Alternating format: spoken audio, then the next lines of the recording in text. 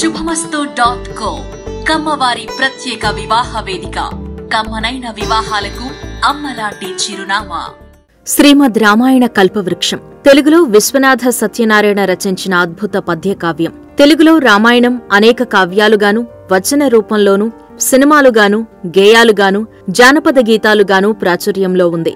రామాయణానికి సంబంధించిన ప్రతి రచనకు ఒక విశిష్టత ఉంటుంది.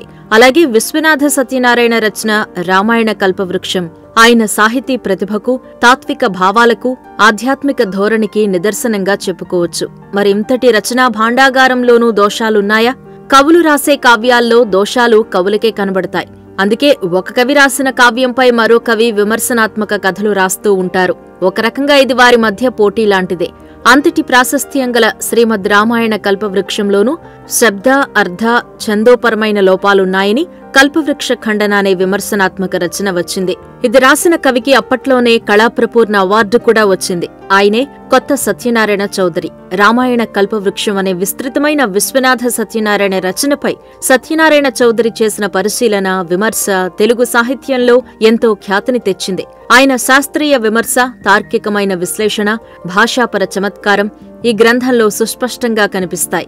ఈ రచన చేసినందుకే కొత్త సత్యనారాయణ చౌదరిని 1974లో కళాప్రపూర్ణ వరించింది.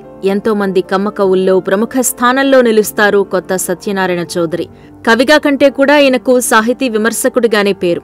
సత్యనారాయణ చౌదరి ఒక హేతువాది, ఉభయ భాషా ప్రవీణుడు. ఈయన 1907 డిసెంబర్ 31న గుంటూరు జిల్లా తెనాలి తాలూకా అమృతలూరు గ్రామంలో బుచ్చయ్య చౌదరి, రాజారత్నమ్మ దంపతులకు జన్మించారు. అమృతలూరులోనే సంస్కృత పాఠశాలలో కంభంపాటి స్వామినాథ శాస్త్రి పర్యవేక్షణలో చదివి ప్రవేశ పరీక్ష పూర్తి చేశారు. భాషా ప్రవీణ ప్రవేశ పరీక్షలో ఉత్తీర్ణులయ్యాక చిట్టిగూడూరులోని నరసింహ సంస్కృత కళాశాలలో చేరి 1929లో ఉభయ భాషా ప్రవీణ పట్టా ప్రథమ శ్రేణిలో పూర్తి చేశారు. ఈయన విద్యాభ్యాసం మొత్తం సంస్కృతాంధ్రలోనే సాగింది. గుదిమెళ్ల వరదాచారి, దువ్వూరి వెంకటరమణ శాస్త్రి, సత్యనారాయణ చౌదరి గురువులు. ఈయన సాహితీ రంగంలో అడుగుపెట్టిన తొలినాళ్లలో హేతువాదం విస్తృతంగా వేళ్లూనుకుంటుంది. దాంతో సహజంగానే దానికి ఆకర్షితులయ్యారు. సుతాశ్రమ స్థాపకులు కవిరాజు త్రిపురనేని రామస్వామి చౌదరి హేతువాద తత్వం ఎంతగానో ఆకర్షించింది సత్యనారాయణ చౌదరిని. ఈ హేతువాద తత్వానికి తెనాలి ప్రాంతమే కార్యస్థలిగా వెలసిల్లింది. ఇక్కడి కవులు, రచయితలు, సాహితీ ప్రియులు హేతువాదానికి జైకొట్టారు. హేతువాదులెక్కడ కార్యక్రమాలు నిర్వహించినా ప్రజలు కూడా వెల్లువలా తరలివచ్చారు. ఈ క్రమంలోనే సత్యనారాయణ చౌదరి కూడా కరుడుగట్టిన హేతువాదిగా ముద్రపడ్డారు. ఆయన రచనల్లో హేతువాద ఛాయలు ప్రముఖంగా కనిపిస్తాయి. కవిరాజు త్రిపురనేని రామస్వామి చౌదరి స్నేహంతో ఈయనలోని సంఘ సంస్కరణ భావాలు మరింత బలపడ్డాయి. హేతువాద తత్వ ప్రభావంతో నిరంతర సత్యాన్వేషి అయ్యారు సత్యనారాయణ చౌదరి. ఈ అన్వేషణ ఆ తర్వాతి కాలంలో ప్రతి రచనలో స్పష్టంగా కనిపించింది. సత్యనారాయణ చౌదరి నిడుబ్రోలు ఉన్నత పాఠశాలలో తెలుగు పండితుడిగా, పాములపాటి బుచ్చనాయుడు కళాశాలలో తెలుగు ఉపన్యాసకులుగా ఉద్యోగం చేస్తూనే రచనా వ్యాసంగం కొనసాగించారు. 1930లోనే భాషా పోషక గ్రంథ మండలి స్థాపించి దాని ద్వారా తన రచనలను ప్రకటించడం ప్రారంభించారు. తెలుగు సాహిత్య రంగంపై చెరగని ముద్ర వేశారు చౌదరి. ఈయన గొప్పతనం అనేక రంగాల్లో కనిపిస్తుంది. తెలుగు సాహిత్యంలో ప్రముఖ విమర్శకులు, రచయితగా పేరుగాంచారు. 70 పైబడి రచనలు చేశారు. కవిత్వం, విమర్శ, జీవచరిత్రలు, పద్య గద్య రచనలు, రచనా శైలిలోని ద్వంద్వ ధోరణులు ఇలా అనేక రంగాల్లో ఆయన అందించిన సేవలు విశిష్టమైనవి. పండితుడిగా సంప్రదాయ, ఆధునిక సాహిత్య విమర్శల్లో నూతన విషయ స్వరూపాన్ని వెలికితీశారు. 4 యుగాల్లోకెల్లా కలియుగంలో ధర్మం అనేదే కనిపించకుండా పోతోందని ఎంతో మంది చెబుతూ ఉంటారు. ఇదే విషయాన్ని పురాణాల్లోనూ చూస్తూ ఉంటాం. అయితే యుగాలు 4ంటిలోనూ ఎన్నో అంశాల్లో కలియుగమే మేలని సహేతుకంగా సిద్ధాంతీకరించారు సత్యనారాయణ చౌదరి.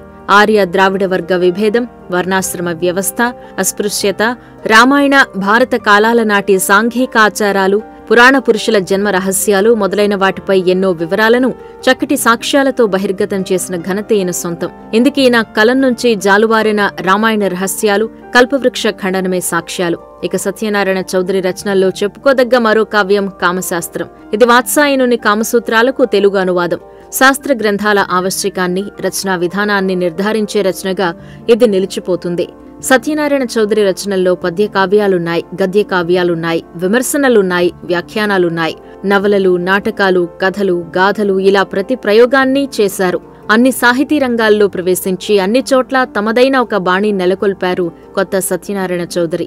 ఈయన రచించిన జీవిత చరిత్రలు కూడా చిరస్థాయిగా నిలిచిపోయాయి. త్రిపురనేని రామస్వామి చౌదరి జీవితంపై రాసిన కవిరాజు, వరదాచార్యుల వారి జీవిత చరిత్ర ఆధారంగా రచించిన కులపతి ఎంతో పేరు తెచ్చిపెట్టాయి. చదువంతా సంస్కృతంలోనే సాగడంతో ఆ భాషలో కూడా పలు రచనలు చేశారు. పంచదశి, శకుంతల అనే సంస్కృత రచనలు సత్యనారాయణ చౌదరికి మంచి పేరు తెచ్చిపెట్టాయి. వీరి విశిష్ట సేవలకు గుర్తింపుగా తెలుగు నేలపై ఎన్నో ప్రాంతాల్లో సభలు, సన్మానాలు జరిగాయి.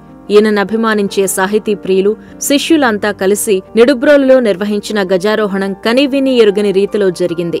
ఈయనపై విద్యార్థులకు, సహోపాధ్యాయులకు, పురజనులకు ఉన్న ఆదరాభిమానాలకు ప్రత్యక్ష నిదర్శనం ఈ గజారోహణం. ఆంధ్ర విశ్వకళా పరిషత్ సత్యనారాయణ చౌదరిని 1974లో కళాప్రపూర్ణ పురస్కారంతో సన్మానించింది. తెనుగులెంక తుమ్మల సీతారామశాస్త్రి కొత్త సత్యనారాయణ గురించి హితవాణి అనే ప్రశంసనందించారు అంటే ఈయన గొప్పతనాన్ని అర్థం చేసుకోవచ్చు.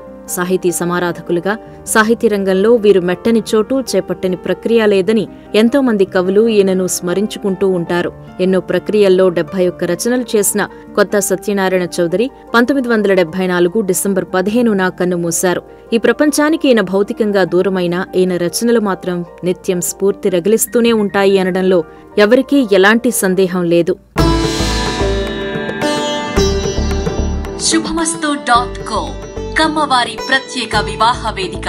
కమ్మనైన వివాహాలకు అమ్మలాంటి చిరునామా.